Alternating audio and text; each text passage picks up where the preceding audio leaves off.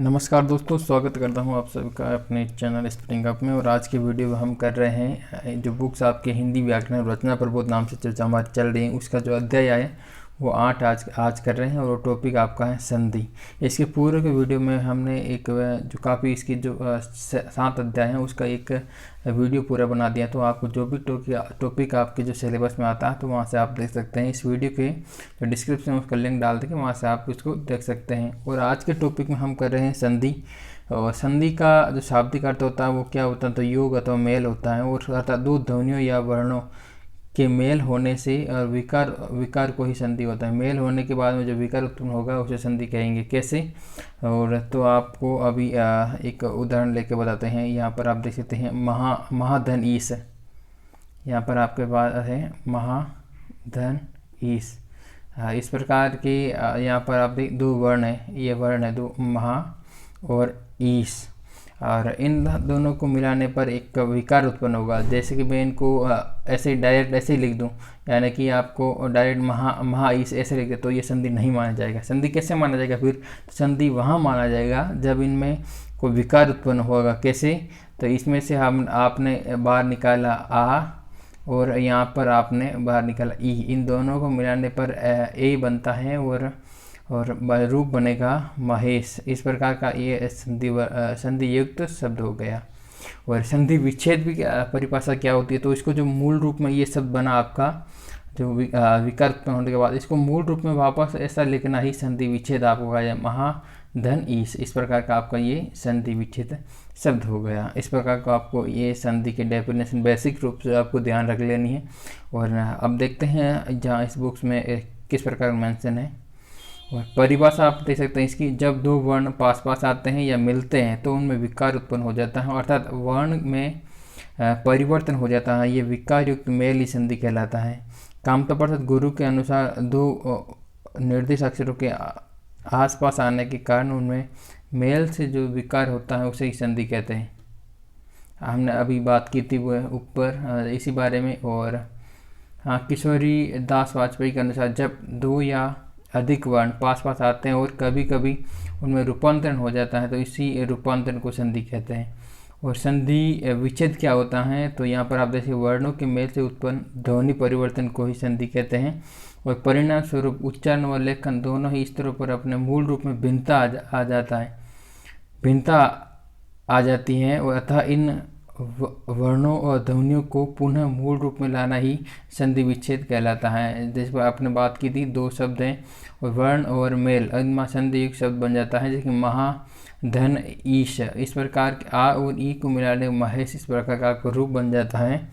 और यहाँ पर आप देख सकते हैं आ और ई 2 वर्ण को मेल से एक विकार उत्पन्न हुआ, ए ध्वनि उत्पन्न हुई और उसका जो संधि युक्त शब्द एक संधि का जन्म हो गया। यहाँ पर महेश इस प्रकार का आपका रूप बन जाता है। और संधि विच्छेद के लिए पुनः मूल रूप में लिखना होगा, संधि विच्छेद करनी होगी तो संधि युक्त शब्द आपका ये है। और इनको ये शब्द आप संधि युक्त हो, संधि विच्छेद आपको इसके मूल रूप में ही लिखना, उनको संधि विच्छेद कहा जाएगा। जैसे कि महेश इस प्रकार का आपका रूप है तो महाधन ईश इस प्रकार का आपको विच्छेद बनेगा। और मनोबल मनह धन बल पल इस प्रकार का आपको ये रूप बनेगा। और गणेश इसमें आपका घन धन ईश इस प्रकार का आपके रूप बनते हैं। और आप भी सोच रहे होंगे इसमें अलग अलग कैसे बन रहे हैं, जैसे कि आपने यहाँ पर आप देखता इसमें मनह विसर्ग है और बल इस प्रकार मनोबल कैसे बन गया।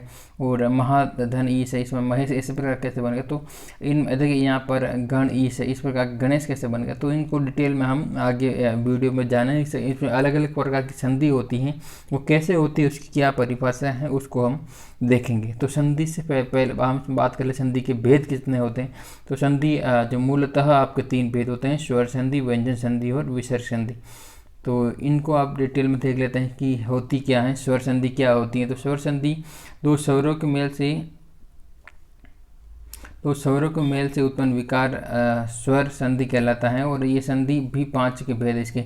आपको ये एग्जाम में पूछ सकता है कि स्वर संधि कितने भेद है हिंदी में, तो आपको बताना है इसमें 5 भेद हैं। और यहाँ पर हम देख लेते हैं इसमें, और वो आपके 5 भेद कौन कौन से। तो पहला आपका हो गया दीर्घ स्वर संधि। और दीर्घ स्वर संधि में क्या होता है, तो आप देखिए 2 समान स्वर मिलकर दीर्घ हो जाते हैं। यदि आपका अ या आ आ ई उ के बाद वे ही लघु या दीर्घ रूप में आ जाए तो दोनों मिलाकर क्रमशः आपका बन जाएगा आ ई उ। यानी कि आपका यहाँ पर आप देख सकते हैं जिसकी अधन आ हो गया तो इसको बना के आ बन जाएगा। इसी प्रकार ई धन ई आ जाए तो दीर्घ ई हो जाएगा। इस प्रकार आपको ध्यान रखना, कोई भी जैसे कि आपका ये वर्ण आप दे रखे हैं अ ई और उ या ह्रस्व या दीर्घ किसी रूप में हो, आगे पीछे किसी रूप में हो, तो उनको मिला के टोटली आपका जो रूप बनना चाहिए वे इनके ये रूप आपके अगर दीर्घ अवस्था में आ जाते हैं तो आपको दीर्घ संधि, दीर्घ स्वर संधि उसे कहा जाएगा। जैसे कि अपन एग्जाम्पल यहाँ पर देख लेते हैं। यहाँ पर अन अभाव, अन्न इसमें न नकार के आप न इसमें हलंत रहेगा, उसके बाद में आपका बचता है उसके बाद में अभाव का, ये अभाव से ले लिया तो इन दोनों को मिला के क्या बना तो दीर्घ संधि में, तो दीर्घ संधि में बनता है दीर्घ आ। तो इसका जो बनेगा क्या बनेगा, यहाँ पर आप देख सकते हैं इसमें बनेगा आपका अन्ना, अन्ना भाव, अन्ना भाव। इस प्रकार के आपके लिए रूप बनते हैं। और इसी प्रकार आप भोजन आले तो रूप बनेगा आपका भोजनालय। विद्यार्थी तो विद्यार्थी, महात्मा तो महात्मा, गिरीन्द्र तो गिरीन्द्र आपके ये रूप बन जाते हैं। और महेंद्र, महेंद्र में आपका महेंद्र, इस प्रकार के आपको रूप देखने को मिलते हैं। और नेक्स्ट आप देख लेते हैं तो इकार के भी आपके यहाँ देखने को मिल जाते हैं। गिरी धन ईसा, इसमें देखिए इसमें ह्रस्व इकार है गिरी में और इसमें दीर्घ इकार, तो मिलाने के बाद में दोनों ही आपका गिरी स्वरूप बनता है। इस प्रकार आपका चाहे देखिए आगे पीछे किसी प्रकार में इसमें भी दीर्घी है और इसमें भी दीर्घी है, तो बना पर मिलाने पर बना है रजनीश, रजनी धन ईस है। भानु उदय है, भानु उदय, इस प्रकार देखिए भानु उदय। वधु धन उत्साह, उत्सव, वधु उत्सव। और भू धन ऊर्जा, भू ऊर्जा, इस प्रकार आपके रूप को इसमें देखने को मिल जाते हैं। नेक्स्ट बात कर लेते हैं आपकी तो गुण संधि के बारे में। गुण संधि होती क्या है, तो आप यहाँ पर आप देख सकते हैं यदि अ या आ के बाद में आपका अ या आ होना चाहिए, अ या आ होना चाहिए, अ या आ के बाद में आपका होना चाहिए ई या ई या फिर दीर्घी और होना चाहिए, या ऊ या फिर दीर्घ ऊ, और या फिर आपका री। तो जो इन जो आए री आए तो दोनों को मिलाकर क्रमशः आपको क्रमशः मतलब ये और ये आए तो आपको करना है ए, और ये और ऊ आए तो आपको करना है ओ, और लास्ट में आपका जो आ धन रिकार आए तो आपको कर देना है अर। इस प्रकार के आप ये गुण संधि के अंतर्गत होता है। और देख लेते हैं कैसे होता है। आ धन ई आए तो आपने पढ़ा था कि आ धन ई आए तो आपको कर देना है ए, हमने अभी पढ़ा था ये कर देना है। तो कैसे, देव इंद्र आपका शब्द जो ये है देव, देव व में आपने अ निकाला तो अ हो गया, और इंद्र में ई निकाला तो आपका, और इन दोनों को मिलाने के बाद में क्या बनाना है आपको, तो यहाँ पर आपने पढ़ा कि कर्मशः बनाना है, कर्म तो ये आपका यहाँ पर बनता है और मिलाने पर देवेंद्र आपका ये रूप बन जाता है। इस प्रकार आप देख सकते हैं गणेश, गण धन ईश है, यथा इष्ट, यथेष्ट, रमा ईश, रमेश, इस प्रकार का आपके रूप ये देखने को मिल जाते हैं। और नेक्स्ट आप देख सकते हैं एक के आपके कैसे भी आगे ह्रस्व या दीर्घ हो सकता है, तो आप यहाँ पर यथा धन इष्ट, यथेष्ट, आ धन ई, तो यहाँ पर आप रमा धन ई से रमेश। यहाँ पर आपने नेक्स्ट आपने पढ़ा था कि अ या आ के बाद में आपका ऊ या ऊ हो तो आपको ओ बनाना है। तो कैसे, वीर धन उचित, तो यहाँ पर वीर में आपका क्या है अ है और नेक्स्ट में ऊ है, तो इन दोनों को मिलाने के बाद में आपको क्या बनाना है, तो ओ बनाना है। तो ओ बना दिया साहब, ओ बना दिया, तो ओ फिर बाद में आपको बने क्या वीर, इसमें र हलंत है, और वीर इसमें आपने ओ आगे चित्त, इस प्रकार का था तो आपको बन गया इसमें रकार में ओ जुड़ गया वीरो ओ चित्त, वीरो चित्त, इस प्रकार का आपको ये रूप देखने को मिल जाते हैं। और नेक्स्ट आपका है जल उर्मी, जल उर्मी, महा उत्सव, इसमें महोत्सव, इस प्रकार का आपको रूप देखने को मिल जाता है। गंगा उर्मी, गंगोर्मी, और आप अर वाला आपने एग्जाम्पल देख लेते हैं। अ या आ हो उसके बाद में रिकार हो तो दोनों को मिलाने पर अर बनाना है। कैसे? कण्व वकार में आपका लास्ट में अ है और ऋषि में री है, तो इन दोनों को मिलाने पर अर बन जाता है और रूप आपका बन जाता है कन्वर्सरी। इस प्रकार आप एग्जाम्पल अर वाला यहाँ पर आप देख सकते हैं, महाधन ऋषि महर्षि, इस प्रकार आपको रूप देखने को मिल जाते हैं। और नेक्स्ट आप बात कर लेते हैं वृद्धि संधि क्या होती है। वृद्धि संधि के अंतर्गत आपको ये देखना होगा जब आ या आ के बाद में आपको मिले ए या ऐ हो तो दोनों को मेल से आपको ऐ बनाना है। दोनों के स्थान पर आपको क्या बना रखना है? तो ऐ रखना है। तो ये आपको ध्यान रखना। ओ या औ के बाद हो तो आपको दोनों के स्थान पर औ रखना है। तो ये अब बेसिकली आप ये समझ सकते हैं। तो वृद्धि संधि में क्या होता है? अ या आ होना चाहिए। चलो आप कहेंगे सर ये तो समझ में आ गया। आप सबसे पहले आपका जो वर्ण का एंडिंग है, सबसे पहला वर्ण होगा उसके एंडिंग में आपको आ या आ दिखेगा। चलो मान लिया। फिर जो नेक्स्ट होगा आपको उससे आगे तो आपको क्या दिखाई देंगे? ए या आई दिखाई देंगे, या फिर क्या दिखाई देगा आपको? ओ या औ दिखाई देगा। तो इनको आपको करना क्या है? तो अगर आपको अ धन ए या आ या आई कोई भी इसमें से कोई भी हो, आगे पीछे कोई दिक्कत नहीं है, तो उनमें से आपको रूप जो बनेगा वो आपका ऐ बन जाएगा। और इसी प्रकार आ या आ हो और ए ओ और ओ हो तो आपको इन दोनों को मिलाकर औ इस प्रकार का आप रूप बना देना है। बस इतनी सी बात है वृद्धि संधि के अंतर्गत। देखते हैं वृद्धि संधि के उदाहरण। एक धन एक, तो इनको कैसे? क में आपका आ हो गया और ए धन ए, तो हमने पढ़ा था कि वृद्धि संधि में इन दोनों ऐसा समीकरण बैठते हैं तो हम दोनों को मिला के क्या कर देना है? ऐ कर देना। तो कर दिए साहब। तो एक धन एक, ऐसे क आपका हलन था तो क में आपका ए मिलाए तो क्या बन गया आपका? के बन गया। तो मिलाने पर एक कई इस प्रकार का आपको रूप देखने को मिल जाते हैं। परम धन ऐश्वर्य परमेश्वर्यम परमेश्वर्य औषधा धन एव सदैव, इस प्रकार के आप महाधन ऐश्वर्य महेश्वर्य, परम धन ओज परम ओज, महाधन औषध ओजस्वी महोजस्वी, वन धन औषध वनौषध, महाधन औषध महोषध, इस प्रकार का आपको रूप देखने को वृद्धि संधि के अंतर्गत मिल जाते हैं। तो नेक्स्ट बात कर लेते हैं यण संधि के बारे में। और दोस्तों आपके लिए कोई भी एग्ज़ाम की तैयारी करो ये वीडियो आपके लिए बहुत ही बेनिफिशियल रहेंगे। रियली आप यकीन कीजिए आपके एग्ज़ाम में बहुत ही आपको हेल्प करेंगे। और हमारा यही प्रयास रहता है कि आपको ज़्यादा से ज़्यादा और इजी वे में समझ में आए। और तो आपसे एक ही रिक्वेस्ट है कि इस वीडियो को थोड़ा शेयर कर दीजिए अपने सोशल मीडिया प्लेटफॉर्म या व्हाट्सएप ग्रुप इत्यादि जहाँ भी आपका ग्रुप है थोड़ा आप उसको शेयर कर दीजिए और इस वीडियो को लाइक ज़रूर कर दीजिए। और कोई भी सवाल या सुझाव तो कमेंट सेक्शन में लिख दीजिए ताकि एक हमारे को थोड़ा मोटिवेशन मिलता है, उससे हम नेक्स्ट वीडियो बनाते हैं उस दुगने उत्साह से बनाते हैं। और कोई भी आपका जो सवाल या सुझाव है तो अगर आप कमेंट सेक्शन में लिखेंगे तो नेक्स्ट वीडियो हम कोशिश करेंगे आपको कहाँ पर दिक्कत आ रही है, क्या सुझाव है, किसी प्रकार के आप राय है तो वो बेसिकली दे सकते हैं। तो हमारे लिए एक टेस्ट के रूप में काम करता है। जिस प्रकार आपका एग्जामिनर लास्ट में टेस्ट होता है तो इस प्रकार हमारे लिए भी आप फीडबैक अपना देते हैं या कुछ भी अगर आप अपना 2-4 वर्ड्स लिखते तो हमारे लिए एक मोटिवेशन का काम करता है। तो देखते हैं यण संधि किस प्रकार है। तो यण संधि में हम देख लेते हैं।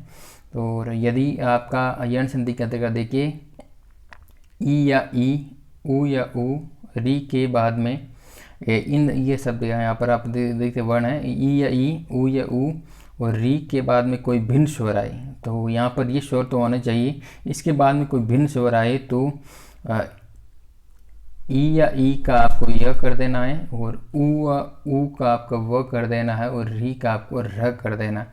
साथ ही बाद वाले शब्द के पहले स्वर की मात्रा य व र में लग जाती है। यहाँ पर आप देख सकते हैं कैसे। तो साथ ही बाद वाले वर्ण की जो मात्रा होगी ना, जैसे कि यहाँ पर डिटेल में आपको समझाता हूँ कैसे। तो आपका होना चाहिए कैसे। तो यहाँ पर आप देख ई या आपका ई यण संधि के अंतर्गत ये आपको ध्यान रख लेना ई या ई और या आपका होना चाहिए ऊ या ऊ। तथा और या फिर आपका होना चाहिए इसके बाद में री। तो इस प्रकार के आपके ये स्वर दिखाई दे और उसके बाद में आपका और इनसे कोई इसके बाद में कोई भिन्न स्वर है। भिन्न स्वर का मतलब क्या हुआ, यानी कि ई का आगे ई धन ई ऐसा नहीं आना चाहिए। इसके अलावा कोई भी आपके स्वर आ जाए तो चलेगा। ई के बाद में सेम स्वर नहीं आना चाहिए, जो भिन्न स्वर आएगा चलेगा। ऊ के बाद में भी आपको सेम ऊ या दीर्घ ऊ ह्रस्व ऊ नहीं आना चाहिए, बाकी स्वर आएगा चलेगा। और री के बाद में भी अगर आपका रिकार नहीं आना चाहिए, बाकी कोई अदर स्वर आएगा तो वो सब चलेगा। तो इस प्रकार के जो अगर आपको रूप दिखाई दे तो वहाँ पर आपको जो करना क्या है, जो आपको जो इनका आपको बनाना कर देना है वो यह कर देना है, और जो ऊ को आपको ये दिखाई दे तो आपको वह कर देना है, और जो रिकार आपको दिखाई दे तो आपको र कर देना। यहाँ पर इस प्रकार का बस छोटा सा कंसेप्ट है, इसको ध्यान रखिए और एग्जाम्पल में हम अप्लाई कर लेते हैं तो आपको बिल्कुल समझ में आ जाएगा। जैसे फिर यहाँ पर आपको एग्जाम्पल देकर समझते हैं कैसे। प्रतिधन एक, यहाँ पर एक एग्जांपल देख के समझते हैं। इसमें आपने ई है, चलो साहब ई है, इसमें से ई आपने बताया था कि ई होना चाहिए, चलो ई हो गया। अब इसमें ए, तो आपने ए लिख दिया। तो अब ई तो सेम स्वर नहीं है ना, आगे भिन्न स्वर है, चलो भिन्न स्वर है, ई भी है आगे, ई है और आगे ए है, और सेम स्वर भी नहीं है आगे, तो ये संधि का यण संधि का गुण अप्लाई हो रहा है। तो सर आपने बता दिया कि यन संधि का तो अप्लाई हो रहा है, तो इसको आपको बनाना क्या है, तो ई हमने पढ़ा कि ई को य में कन्वर्ट कर देना।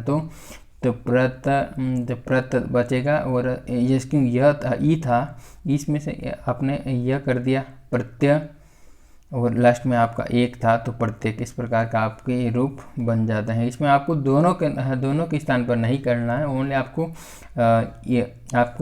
ई उ री इन्हीं के स्थान पर आपको ये कन्वर्ट करना है। तो यहाँ पर आप देख सकते हैं ई धन आए तो यह हो जाता है अति धन अधिक अत्यधिक, और ई धन आ या बन जाता है, और आपका बन जाता है इति आदि इत्यादि। इस प्रकार के रूप आपको देखने को मिल जाएंगे। और आपने ये पढ़ा था कि इसमें या दीर्घ में आ गए, तो आपने यहाँ पर लिखा है जो पहले वाले स्वर में स्वर की मात्रा होगी वो यह वर में लग जाएगी। यहाँ पर ये लिख रखा है, आराम से आप समझ आ जाए। इति आदि इस प्रकार इकार की मात्रा थी यह में जुड़ जाएगी इति, तो इत्यादि तकार हो गया याद इत्यादि। इस प्रकार का आपके रूप बन जाएंगे। और नेक्स्ट जो कि आदि का आ वाली मात्रा होगी वो नेक्स्ट आपके इकार यकार में जुड़ जाएगी इत्यादि। इस प्रकार के रूप आपको देखने को नदी आगम नदी अगम और अति उत्तम अत्युत्तम। यहाँ पर आप देख सकते हैं उदाहरण। और अति उष्म अत्युष्म, यहाँ पर यण संधि है। और प्रति एक, यहाँ पर आप देख सकते हैं प्रत्येक। इस प्रकार के आपको रूप देखने को मिल जाएंगे। और नेक्स्ट आपने इकार के आप एग्जाम्पल देखे, अब देखते हैं उकार के एग्जाम्पल कैसे। यहाँ पर उकार के एग्जाम्पल देख लेते हैं। देखिए सु अच, इसमें सु उ उकार निकाला बार, अच आगे असमान स्वर है तो स्वच्छ इस प्रकार का। और उ को करना है व में कन्वर्ट कर दिया और स्वच्छ इस प्रकार का रूप आपका बन जाता है। और यहाँ पर देखिए सुधन आगत स्वागत इस प्रकार का रूप अन्वेषण अनु इति अन्विति और पितृआज्ञा पित्राज्ञा इस प्रकार का आप रूप बन जाते हैं। और नेक्स्ट बात कर लेते हैं आपकी जो संधि है आपकी वो है अयादि संधि। अयादि संधि के अंतर्गत आप देख सकते हैं। और यहाँ पर आपका होना चाहिए यदि ए या ऐ हो,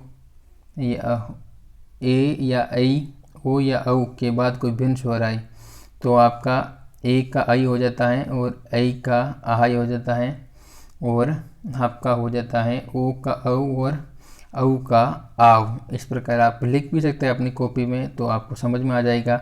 ए को आप कर देना है आई का कर देना है आई, और ओ को कर देना है औ और औ का कर देना है आव।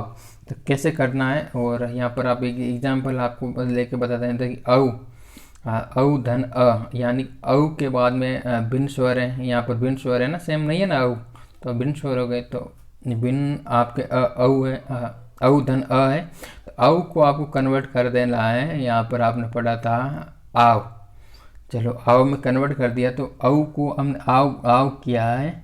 और वकार हमारा हलंत है, यहाँ पर आपने देख सकते हैं वकार हलंत है, इसमें भी वकार हलंत है। आई य में यकार हलंत है, आई में य हलंत है, ये ध्यान रखना होगा। तो आव इस प्रकार का रूप बन जाता है। और नेक्स्ट आपका जो अकार बच जाता है वो आपको इसमें वकार में ऐड हो जाएगा और आपका बन जाएगा रूप आव।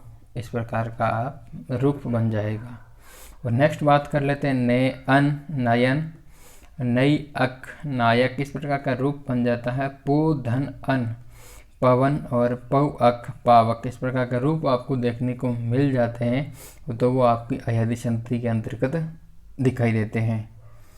और नेक्स्ट बात उदाहरण देके देखते हैं कैसे। और नेक्स्ट आपकी जो संधि है वो आपकी व्यंजन संधि है। व्यंजन संधि के अंतर्गत होता क्या है, यहाँ पर आप देख सकते हैं व्यंजन संधि में एक व्यंजन का किसी दूसरे व्यंजन से अथवा स्वर से मेल होने पर दोनों में मिलने वाली ध्वनि को विकार उत्पन्न होता है, उसे हम इस विकार होने वाली संधि को हम व्यंजन संधि कहते हैं। व्यंजन संबंधी नियम यहाँ पर कुछ दिए जा रहे हैं। व्यंजन संधि में आपको एक व्यंजन होगा और आगे आपका स्वर भी हो सकता है, व्यंजन भी हो सकता है, तो व्यंजन संधि के अंतर्गत ये रूल है। और स्वर संधि में हमने पढ़ा था कि आगे स्वर के बाद में स्वर ही होना चाहिए, असमान या समान, जैसे भी जो कंडीशन होगी उस प्रकार संधि के अंतर्गत होता था। और व्यंजन संधि में ऐसा कोई आपका आगे स्वर भी हो सकता है, व्यंजन के आगे स्वर भी हो सकता है और व्यंजन भी हो सकता है। तो आपको ये व्यंजन संधि की बेसिकली परिभाषा आपको याद रखनी है। और नेक्स्ट आपका जो इसके नियम है, छोटे छोटे नियम है, तो इसमें आपको व्यंजन संधि में ये ध्यान रखना होगा, यदि प्रत्येक वर्ग का पहले वर्ण अर्थात क च ट त प के बाद किसी भी वर्ग का तृतीय या चतुर्थ वर्ण आ जाए, या फिर य र ल व, या फिर आपको कोई स्वर आए, तो क्रमशः आपको क्या कर देना है, आपको ये कर देना है, किसी क च ट त प के स्थान पर आपको अपने ही वर्ग का तीसरा वर्ण अर्थात घ ज ड द द भ ये आपको कर देना है। कैसे कर देना है, तो इनके स्थान पर आपको ये कर देना है। कैसे, तो ये एग्जाम्पल है वाकदान, तो ककार था, इसके स्थान पर आपने कर दिया, यहाँ पर आप देख सकते हैं ककार के स्थान पर तीसरा वर्ण इसका ककार, जो क वर्ग है इसका तृतीय वर्ण ग होता है, तो वागदान। इस प्रकार का आपको रूप इसमें देखने को मिल जाता है पहले नियम के अंतर्गत। देख लेते हैं एग्जाम्पल कैसे आपको यहाँ पर अपने पढ़ा था कि यदि प्रत्येक वर्ग के पहले वर्ण अर्थात ये आपको वर्ण हो, बाद में किसी वर्ग का तृतीय या चतुर्थ वर्ण हो, इसके बाद में पहला वर्ण तो इधर होना चाहिए, और नेक्स्ट आपका किसी भी वर्ग का आपको तृतीय यानी कि तृतीय या चतुर्थ वर्ण या फिर आपको आए, या फिर आपको देखने को मिल जाता है य र ल व, या फिर आपको देखने को मिल जाता है कोई स्वर, तो आपको यहाँ पर कर देना है, उसका तृतीय वर्ण बना देना है। इस प्रकार देखिए वाक धन ईस, इस प्रकार का वागीस ककार का घ में कन्वर्ट होके वागीस, इस प्रकार दिख गज ककार को आपने तृतीय वर्ण बनाया दिग्गज, इस प्रकार का आप रूप बन जाते हैं। और नेक्स्ट आपका है वाक धन दान वागदान, और सत धन वाणी सदवाणी त थ द, तृतीय वर्ण द हो गया आपका। और नेक्स्ट है आपका अच धन अंत और अजंत, इस प्रकार का रूप हो गया। और नेक्स्ट है अप धन ईंधन अभिंधन, प फ ब यानी कि प का आपका तृतीय वर्ण अब ब हो गया, और ब में ई मिल गया अभिंधन। और नेक्स्ट आपका है इसी प्रकार आप देखें तत् धन रूप और तद्रूप, इस प्रकार के रूप बन गए। और नेक्स्ट है जगत आनंद जगत आनंद, इस प्रकार के रूप बन के जाएगा। और सप द शब्द, इस प्रकार के शब्द कैसे बनता है देखिए आप, सप धन ध, पकार का तृतीय वर्ण बताइए प फ ब देखिए आपका तीसरे नंबर पे, तो आपको पकार के स्थान पर आपको कर देना है बकार, ये बन गया। तो अब और बन जाएगा आपका शब्द। यहाँ पर ये इस प्रकार का रूप आपको देखने को मिलेगा। और यदि प्रत्येक नेक्स्ट दूसरा नियम आपको देख लेते हैं व्यंजन संधि का। इसमें प्रत्येक वर्ण जो वर्ग के पहले वर्ण अर्थात क च ट त प के बाद आपको दिखाई देगा न या म आए तो तो क च ट त प अपने वर्ग के पंचम वर्ण अर्थात घ य ण न म में बदल जाते हैं। और इसमें ये रूल बेसिकली क्या होता है कि आपका कोई भी वर्ग का पंचम वर्ण हो, पंचम वर्ण मतलब कोई भी वर्ण का वर्ग का देखिए पांचों ये वर्ग हैं क च ट त प, इसके पहला जो वर्ण है आपको दिखाई देगा। और पहला वर्ण के बाद में आपको क्या दिखाई देगा, पहला वर्ण यहाँ पर आप देख सकते ये आप इसके बाद में आपको क्या दिखाई देगा, इसके बाद में आपको न या म दिखाई देगा। तो आपको कर क्या देना है, इनके बाद में आपको ये दिखाई दे धन यहाँ कर देता हूँ, इनके बाद में ये दिखाई दे तो आपको क्रमशः कर देना है। जैसे कि इसका ककार का पंचम वर्ण आपको क्या होगा, ककार का आपको पंचम वर्ण ये कर देना है, वो च को आपको कर देना है य। इसी प्रकार ट का आपको बना देना है ण। और नेक्स्ट आपका इसी प्रकार त का बना देना न और आपका प को बना देना है म। इस प्रकार का आपके बदल जाते हैं। जैसे कि वाक माई, लेकिन हमने इसमें नियम में पढ़ा था कि प्रथम वर्ण आपको दिखाई दे रहा है, ठीक है दिखाई दे रहा है।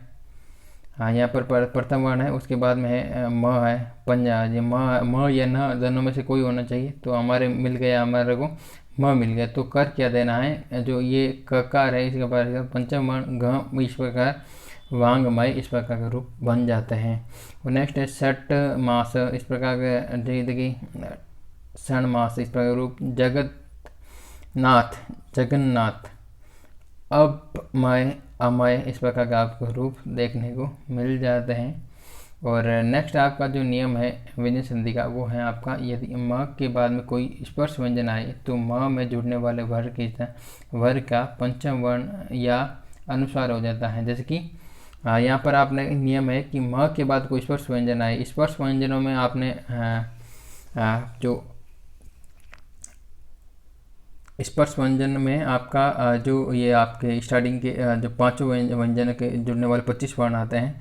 तो और इसमें से आपका क्या होता है कि अहम यानी कि म के बाद में कोई स्पर्श व्यंजन आए तो स्पर्श व्यंजन के अंतर्गत ही है। यहाँ पर देखिए क च ग र त इस प्रकार के पांचों ही वर्णों में से जब इसका प्रथम आपको वर्ण दिखाई दे रहा है तो इसमें से यह वर्ण आए तो पंचम वर्ण या का अनुसार हो जाता है, यानी कि आपका अहम कार। इस प्रकार आपका ये रूप मिले तो ये आपका म के बाद में स्पर्श वर्ण आ गया। तो इसको बना के हमको क्या करना है, यहाँ तो आपका पंचम वर्ण बना देना है। पंचम वर्ण बना दिया, इसकी मतलब इसका ककार का पंचम अहंकार है, इस प्रकार का रूप बना देना या फिर अनुसार बना देना। चलो यहाँ पर अनुसार बना दिया, देखिए अहंकार। अगर आप अनुसार नहीं बना के इसका पंचम वर्ण बना देते हैं और इसका पंचम वर्ण आदि यानी कि आपका अहंकार इस प्रकार की रूप बनाता तो वो भी सही होगा। और किम चित किंचित इस प्रकार का रूप होता है। गम सम गम संगम इस प्रकार का रूप और समतोष संतोष के रूप देखने को मिल जाते हैं। और कुछ अपवाद हैं, ये बेसिकली पूछते हैं समकृत, जैसे कि यहाँ मकार है और क स्पर्श व्यंजन भी स्पर्श व्यंजन भी है और दोनों को मिलाने पर संस्कृत रूप बन जाता है। जबकि आपका और मकार म है संस, और देखिए इसमें एक अलग ही रूप बन जाता है। ये अपवाद आपको ध्यान रखो, समकृति यहाँ पर भी संस्कृति इस प्रकार का रूप बन जाता है। ये अपवाद या मैं आपको पूछ सकता हूँ तो ये आपको ध्यान रखना होगा कुछ बेसिक। और नेक्स्ट आपका जो बात कर लेते हैं नेक्स्ट रूल की, तो वो आपका है यदि म के बाद में आपको दिखाई दे य र ल व स में से किसी भी वर्ण का मेल होने पर म के स्थान पर आपको अनुस्वार ही लगेगा। यानी कि आपका यदि म के बाद में यदि मकार है, म के बाद में आपका ये कौन से य र ल व स में से कोई भी दिखाई दे तो आप किसी वर्ण का मेल हो तो म के स्थान पर आपको कर देना है, अनुस्वार कर देना है। चलो अनुस्वार कर देंगे सर। जैसे कि कैसे सम धन योग, यहाँ पर ये यहाँ पर ये इनमें से कोई वर्ण है यकार है और म है। चलो इसमें से मिलाने पर क्या बनेगा, संयोग अनुस्वार कर दिया इसमें मकार को, तो अनुस्वार यहाँ पर हो गया। और सम रचना, संरचना इस प्रकार का रूप बन जाता है, और संवाद, संवाद इस प्रकार के रूप आपको दिखाई देंगे। और नेक्स्ट अपन बात कर लेते हैं, आपका है समहार। सहारा रूप, संहार बनेगा संरक्षण, संरक्षण, और सम लग्न, संलग्न, और समवत, संवत, और संसार, संसार इस प्रकार के रूप आपको देखने को मिलेंगे। और नेक्स्ट आपका जो रूल कहता है व्यंजन संधि का, यदि त या द के बाद में ल रहे तो त या द ल में बदल जाते हैं। कैसे, उद और अधिक, उत और उद, उद और उत इस प्रकार के हैं। त या द के बाद में आप लकार देखने को मिला, एक ही लकार देखने को मिल गया है यहाँ पर इन दोनों में। और यहाँ पर इन दोनों का यहाँ पर आप देख सकते हैं यहाँ पर, तो इनको क्या कर देना है, जो तकार और दकार हैं तो इनको क्या कर ल में बदल देते हैं। तो कैसे बदल देते हैं, देखिए उत्तलास है, यहाँ पर त को अपने ल में बदल दिया तो उल्लास इस प्रकार का रूप देखने को मिल जाएगा। उद धन लेख, उल्लेख इस प्रकार का आप रूप देखने को मिलेंगे। व्यंजन संधि का जो नेक्स्ट नियम कहता है वो आपका है, छठा नियम है वो त या द के बाद में ज या झ हो तो त या द ज में बदल जाता है। जैसे कि आपका होना चाहिए सत जन, यहाँ पर आपका त या द है, यहाँ पर त का उदाहरण है, ये द का उदाहरण है, और के बाद में ज है या फिर ये ज हो तो त या द है ना, इन दोनों को आपको बदल देना किसमें, तो आपको बदल देना है ज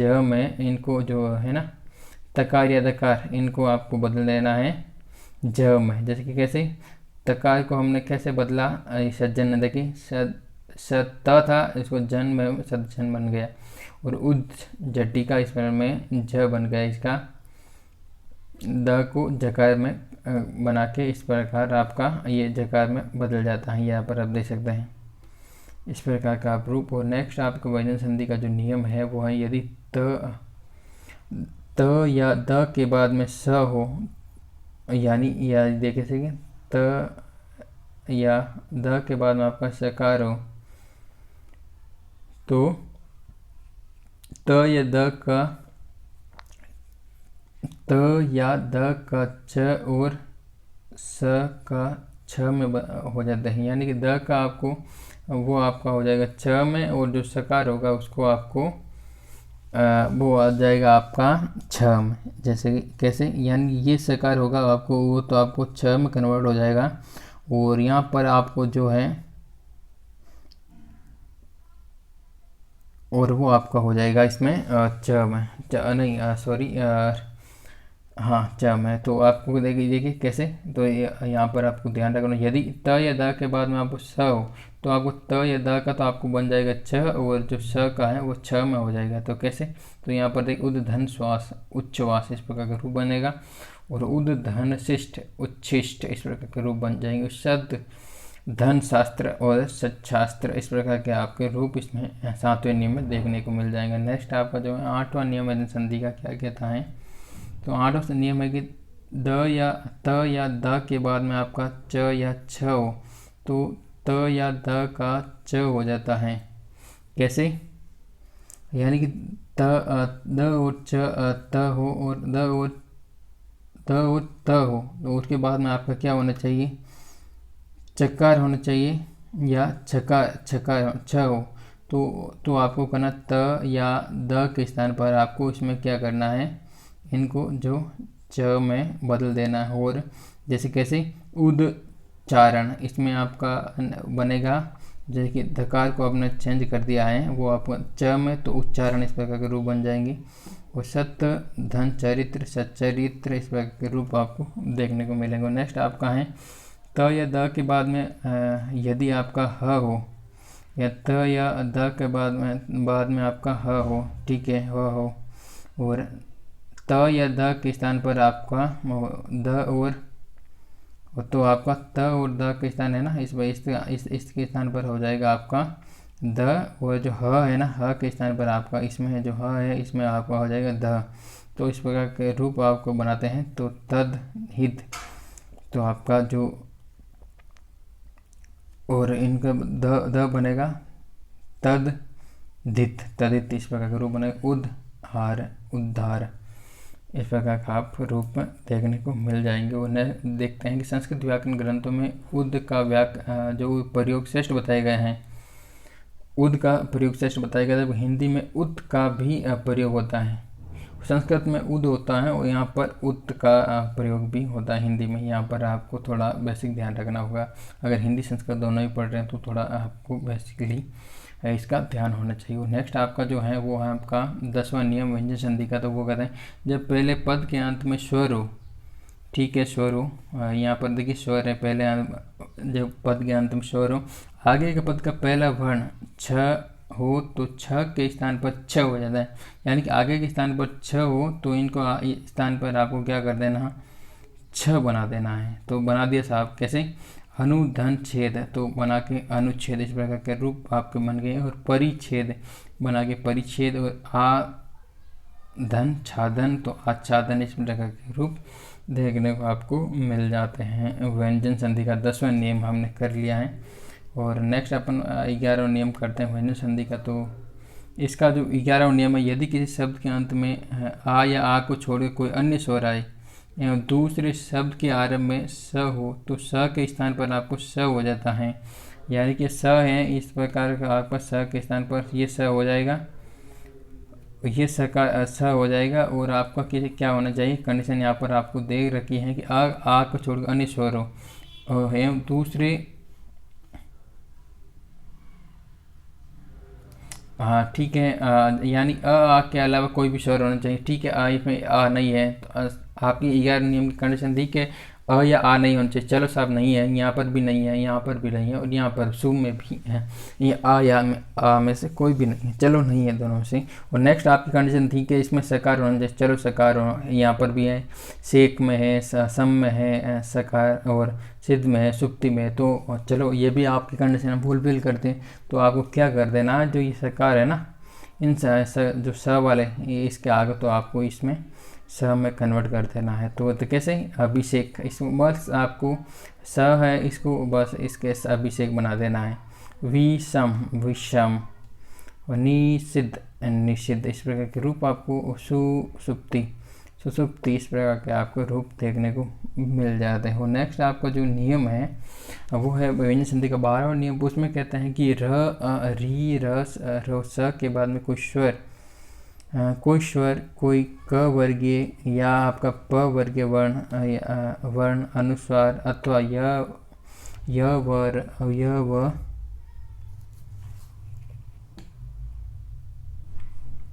व ह में से कोई वर्ण आए तो अंत वाला जो न हो जाता है। ये आपको ध्यान रखना। जो अंत वाला न है ना, वो आपका ये अंत वाला न है, इसको आपको न था उसको न में कन्वर्ट कर देना, बस यही कंडीशन है। और आपका जो स्टार्टिंग के वर्ड में री या र स के बाद जब कोई स्वर कोई क वर्गीय या प वर्गीय, यानी क वर्गीय में आपका क के पांचों वर्ण क, ख, घ और प वर्गीय वर्ण अनुस्वार अथवा प वर्ग में आपके प के भी पांचों वर्ण प, फ, ब, म वर्ण अनुस्वार अथवा य व र ल में से कोई वर्ण आए, ठीक है, इनमें से कोई वर्ण आए। और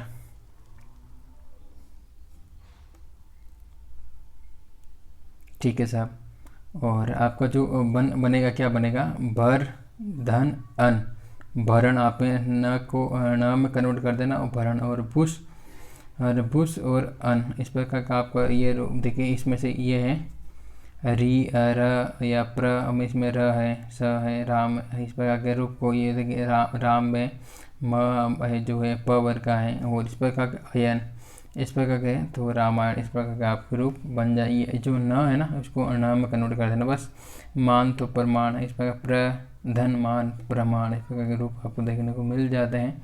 जैसे भर, अन, भरण, और भूष, अन, भूषण, रामायण और प्रधनमान प्रमाण इस प्रकार के रूप आपको देखने को मिल जाते हैं। और नेक्स्ट आपकी है विसर्ग संधि, और ये ज़्यादा बड़ी नहीं है, बस इसमें से ये बहुत ही इसको हम छोटे भी अभी छोटी ही संधि है, ज़्यादा इसमें कुछ ज़्यादा है नहीं, तो आप अभी जल्दी इसको फिनिश कर लेंगे। तो आप देख, विसर्ग के साथ स्वर या व्यंजन के मेल में जो विकार होता है उसे ही विसर्ग संधि कहते हैं। विसर्ग संधि संबंधी कुछ प्रमुख नियम है, इसमें भी आप देख रहे हैं। विसर्ग के साथ स्वर या व्यंजन के मेल में, विसर्ग के साथ यानी कि विसर्ग है, विसर्ग के साथ आपका जो स्वर या व्यंजन का मेल है, स्वर या तो है या फिर आपका व्यंजन है, तो इनके मेल में जो विकार उत्पन्न होगा वही आपका विसर्ग संधि कहा जाएगा। कैसे? यदि किसी शब्द के अंत में विसर्ग संधि आती है, उसके बाद में आने वाले शब्द के स्वर अथवा व्यंजन का मेल होने पर ध्वनि विकार उत्पन्न होता है, वही विसर्ग संधि है। और इसकी जो पहला नियम है वही विसर्ग के पूर्व अ हो, विसर्ग के पूर्व यहाँ पर अ है और बाद में अ है, तो दोनों को विकार ओ हो जाता है यहाँ पर। चलो इन दोनों दोनों का ही विकार आपको बनेगा, वो ओ बनने को देखने को मिलेगा। कैसे? मनोविराम, देखिए मनोविराम, इस प्रकार के रूप आपको देखने को मिल जाएंगे। पूर्व में अ हो, विसर्ग के पूर्व अ हो, चलो अ है, हाँ ठीक है, बस आपको ओ बना देना है। देखिए मन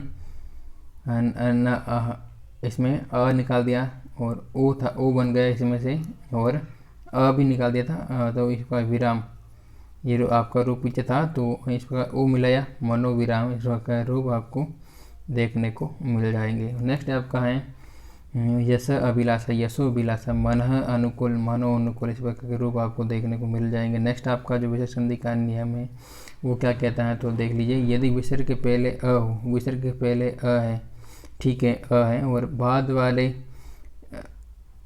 वाले शब्द का पहला अक्षर अ हो तो विसर्ग का लोप हो जाता है। और क्या कहता है यहाँ, विसर्ग के पहले अ हो और बाद वाले शब्द का पहला अक्षर अ हो तो विसर्ग का लोप हो जाता है। अ के अतिरिक्त अन्य कोई अक्षर हो तो विसर्ग का लोप हो जाता है।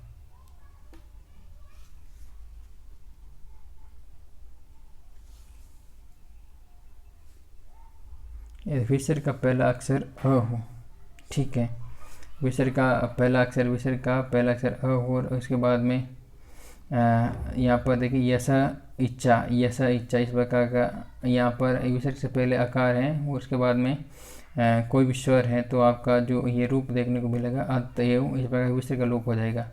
और यहाँ पर यशा इच्छा, इस प्रकार का रूप आपको देखने को मिल जाएंगे। और नेक्स्ट आपका है, यदि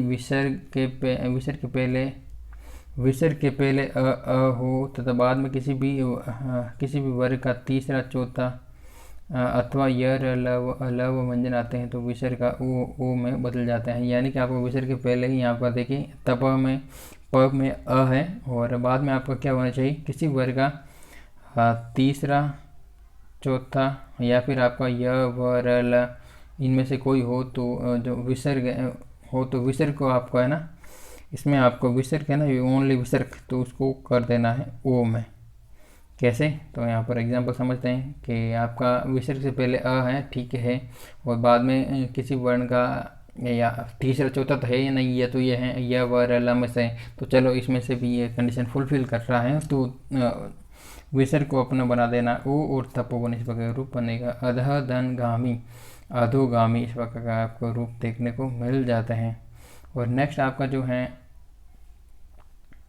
वयः धन वृद्ध, वयोवृद्ध, अंततः धन गत्वा, अंततो गत्वा, और मन धन विज्ञान, मनोविज्ञान, इस प्रकार के रूप आपको देखने को मिल जाते हैं। और नेक्स्ट आपका जो नियम है वो विसर्ग के बाद में आपका अ के अतिरिक्त कोई अन्य स्वर अथवा किसी वर्ग का तीसरा चौथा और पंचम वर्ण हो तो य र ल व वर्ण हो, या फिर आपका हो य र ल व हो तो विसर्ग के स्थान पर आपको र कर देना है। चलो कैसे? यदि विसर्ग के बाद में अ के अतिरिक्त अन्य कोई भी हो,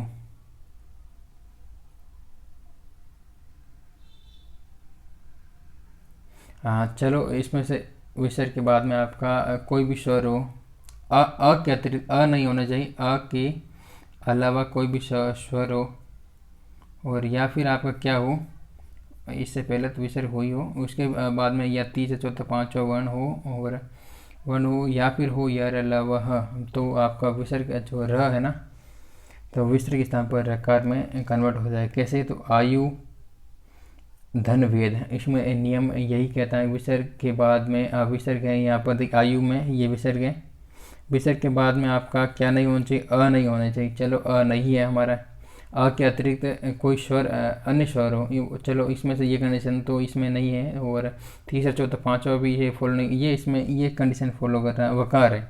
चलो तो ये हमारा इसमें ये नियम लागू हो रहा है, और जो विसर्ग है ना, इसको स्थान पर आपको र बना देना हो, जो बनेगा आयु आयु आयु, तो और रकार है जो हलंत रकार है ना, तो आपका ऊपर चला जाएगा और आयुर्वेद इस प्रकार के रूप देखने को मिल जाएगा। इसी प्रकार के जो नेक्स्ट एग्जाम्पल है वो है ज्योति धनमय ज्योतिर्मय, चतुर्धन दिशि चतुर्दिश, आशी धन वचन और आशीर्वचन, इस प्रकार के रूप आपको देखने को मिल जाएंगे। और नेक्स्ट है धनहु धनधारी धनुर्धारी, इस प्रकार के रूप आपको देखने को मिलेंगे। और नेक्स्ट है आपका विसर्ग संधि का जो पांचवा नियम है वो आदि विसर्ग के बाद में अब च या तालव्य स आता है, तो विसर्ग आपका स हो जाता है।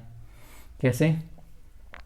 विसर्ग के बाद में आपको विसर्ग है, यहाँ पर देखिए विसर्ग है, यहाँ पर विसर्ग है, विसर्ग के बाद में आपका तालव्य, विसर्ग के बाद च या फिर तालव्य स, यानी कि च हो या फिर क्या हो, स आता है, तो विसर्ग का आपका जो हो जाएगा वो ये स में कन्वर्ट हो जाएगा। कैसे?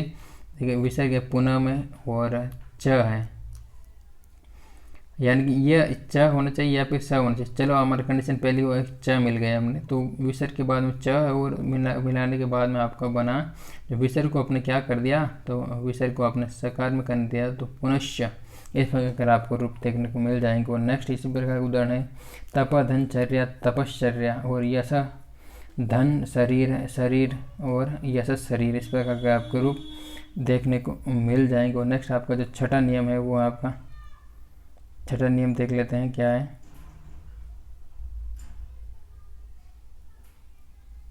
और विसर्ग संधि का जो छठा नियम वो कहता है कि यदि विसर्ग के पहले आ या आ हो, विसर्ग के पहले आ या आ हो और बाद में त या दंत्य स हो, यानी कि बाद में क्या होना चाहिए, बाद में आपका होना चाहिए त या दंत्य स, तो विसर्ग का आपका जो है स हो जाता है, जो विसर्ग है ना इसके स्थान पर आपको सकार हो जाएगा। और कंडीशन देख लेते हैं एग्जाम्पल, विसर्ग के पहले आपका अ या आ है, चलो है, तो उसके बाद में आपका त या दंत्य स, तो त तो नहीं मिला, और इसे उदाहरण में पूरा सर में आपका स मिल गया हमें, तो क्या कर देना, तो विसर्ग के स्थान पर हमें कर देना है सकार में, ये वाला सकार है ना इसमें बना देना, तो क्या बनेगा पुरस्सरः, इस प्रकार का रूप बनेगा नमः धन ते, तो नमस्ते इस प्रकार का रूप बनता है। वो बनता कैसे है, तो आपका जो नियम है छठा नियम द्विवचन संधि में कहता है कि आपका विसर्ग के पहले आपका अ या आ हो, और चलो है सब नमः में अ म है ना, जैसे कि नम धन नम अ या आ, इसमें से कोई भी होना चाहिए, तो हमारे यहाँ पर है अ है, ठीक है। और इसके बाद में आपको क्या करना है, तो सर है, तो और क्या होना चाहिए, नेक्स्ट आपका तो होना चाहिए, यानी कि स होना चाहिए, या फिर आपका त होना था, तो उसमें से आपका जो ये स बन जाता है विसर्ग का पुरस्सर, नमः धनते नमस्ते, मनः धनताप मनस्ताप, इस के रूप आपको देखने को मिल जाते हैं। और नेक्स्ट आपका जो है और सातवां नियम है वो कहता है कि यदि विसर्ग के पहले ई या ऊ स्वर हो, विसर्ग के पहले आपका क्या हो, ई या ऊ स्वर हो, तो है चलो ऊ ई या ऊ हो, तो उसके बाद में आपको क्या हो, उसके बाद में क ख फ वर्ण आए, क ख प फ वर्ण आए, तो विसर्ग का जो है आपको मूर्धन्य सकार में कन्वर्ट कर देना है। विसर्ग का क्या कर देना है, विसर्ग को आपको मूर्धन्य सकार में कन्वर्ट कर देना है, यानी परिवर्तित कर देना है। कैसे? जैसे कि आपका ये एग्जाम्पल देते हैं, चतु। चतु में देखिए विसर्ग है हमारी, ये विसर्ग है। चलो विसर्ग है, विसर्ग से पहले ई या ऊ है तो क्या है? ऊ है साहब, ऊ है। तो उसके बाद धन, उसके बाद में क्या है? पत। पत में आप बताइए इनमें से को चारों वर्ण में से कौन सा है? तो आप बताएंगे कि इसमें से क प।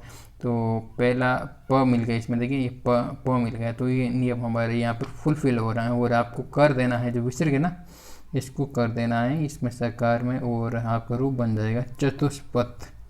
इसी प्रकार के एग्जाम्पल यहाँ पर देखें, आभिधनकार, आविष्कार, चतुधनपाद, चतुष्पाद, और नेक्स्ट आपका जो है चतुधनपथ, चतुष्पद, और बहिधनकार, बहिष्कार। इस प्रकार आपको रूप देखने को मिल जाते हैं। और संस्कृत में दू नी उपसर्ग नहीं होते, इसलिए इनके साथ संधि या संधि विच्छेद भी अशुद्ध है। और ये इम्पोर्टेंट है कि दू और नी उपसर्ग नहीं होते हैं संस्कृत में, ये आपको इम्पोर्टेंट बात है, ये ध्यान रखनी होगी।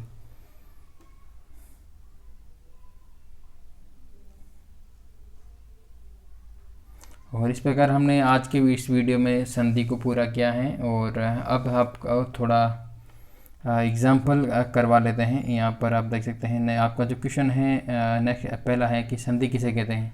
तो बताइए संधि किसे कहते हैं? आप तो दो वर्णों की जो मेल होता है उसे संधि कहते हैं। और नेक्स्ट आपका है संधि कितने प्रकार की होती है? तो आपका है 3 प्रकार की, स्वर, व्यंजन और विसर्ग। इस प्रकार के संधि के भेद होते हैं। और निम्न में से किसमें स्वर संधि नहीं है? तो बताइए इसमें स्वर संधि किसमें नहीं है? तो आपका है संतोष में स्वर संधि नहीं है। और नेक्स्ट आपका है इसमें आपका यशोगान शब्द में संधि विच्छेद कौन सा होगा? तो आपको बताना है यशोधन गान। इस प्रकार का आपका ये बनेगा। और नेक्स्ट आपका देख लेते हैं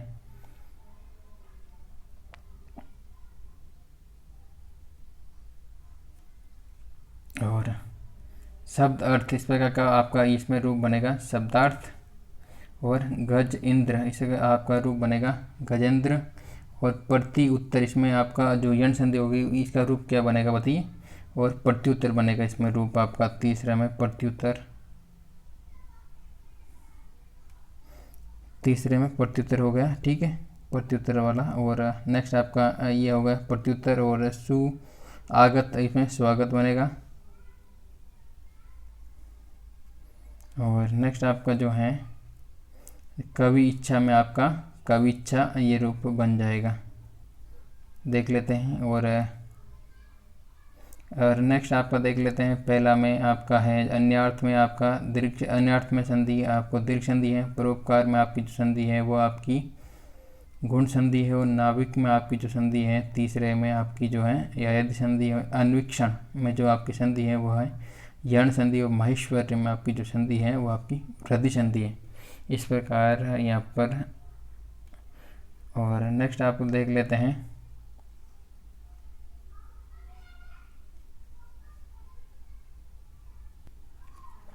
और आपके पास एग्जाम्पल है परमौषधि। और परमौषधि में आपका ये रूप बनेगा, वो आपका बनेगा, बताइए क्या बनेगा? परम औषधि। इस प्रकार का ये रूप आपको देखने को मिलेगा। और नेक्स्ट आपका है जो गायक, इसमें आपका जो सही बनेगा संधि विच्छेद इसका रूप देखने को मिलेगा, वो है गई अक। यशोगान, इसमें आप बताइए इसमें कौन सा बनेगा? तो इसमें बनेगा यशोधन गान। और जो चौथा इसमें आपका स्वागत है, बताइए इसमें कौन सा होगा? इसमें आपका सुआगत। सदैव, इसमें आप बताइए सदैव में क्या बनेगा? तो आपका पांचों में आपका बनेगा वो सदाधन एव। इस प्रकार का रूप ये आपको देखने को मिलेगा। अन्वेषण, तो छठा आपका उदाहरण है वो है अन्वेषण। और अन्वेषण का संधि विच्छेद आपको करना है। तो छठे का आप एग्जाम अगर आप संधि विच्छेद करेंगे तो आपका बनेगा है अनुधन ऐषण। इस प्रकार का आपको देखने को मिल जाएगा। और जो सातवां आपका है प्रत्येक, इसके आपको अगर विच्छेद करेंगे तो प्रत्येक का संधि जो आपको विच्छेद करेंगे तो प्रतिधन एक संहार। इस प्रकार का आपको इसको विच्छेद करेंगे समधन हार, ये रूप आपको संहार में। और उद्धार की बात करते हैं तो आपका जो नमा है उसके उद्धार की बात करते हैं तो उद्धन हार। और मनोभाव, इसकी बात करते हैं तो आपका जो मन धन भाव, इस प्रकार के रूप देखने को मिल जाएंगे। और नेक्स्ट इस प्रकार इस वीडियो में हमने बात की संधि के बारे में। संधि में हमने पढ़ा स्वर संधि, दीर्घ स्वर संधि के अंतर्गत भी संधि को भेद पढ़े थे, और व्यंजन संधि पढ़ा, और विसर्ग संधि हमने पढ़ी। और नेक्स्ट के इसी प्रकार के वीडियो है इसका अपलोड करेंगे और इस अध्याय अपलोड करेंगे। तो इस प्रकार ये वीडियो अच्छा लगा तो लाइक ज़रूर कीजिए, और इसकी कंटिन्यू एक प्लेलिस्ट चल रही है, तो इस वीडियो को डिस्क्रिप्शन में उसका लिंक डाल देंगे, वहाँ से हम इसकी जो प्रीवियस वीडियो हमने अध्याय अपलोड किए उसको आप देख सकते हैं। अगर कोई भी एग्ज़ाम आप तैयारी करें, और रीट के एग्ज़ाम तो बेसिकली ये बहुत ही आपको गोल्डन आपके लिए है कि आपको बहुत ही शानदार बेनिफिट मिलेगा। रीट का एग्ज़ाम ऐसा ही होगा, पटवार का एग्ज़ाम होगा, कोई भी जिसमें, और अभी जो ये आपकी बिजली बोर्ड की एग्ज़ाम निकला है उसमें भी आप हिंदी का सिलेबस पूछा जाता है, तो बेसिक हिंदी आती है। और ये वीडियो आपकी ये बुक्स है ना, इसके काफ़ी हेल्प करेगी। और अब जो भी हिंदी के लिए बेसिकली इनका नॉन हिंदी बैकग्राउंड रहा, यानी कि जो 10th के बाद हिंदी इनका ज़्यादा ऐसी संधि वगैरह नहीं आती, तो ये वीडियो आपको उनके लिए काफ़ी हेल्प करेगा। और इस वीडियो को ज़्यादा से ज़्यादा लोगों तक शेयर जरूर करा करिए, और अपने कोई भी सवाल या सुझाव है तो कमेंट सेक्शन में लिखिए। मिलते हैं नेक्स्ट वीडियो में इंटरेस्टिंग टॉपिक के साथ। जय हिंद, जय भारत।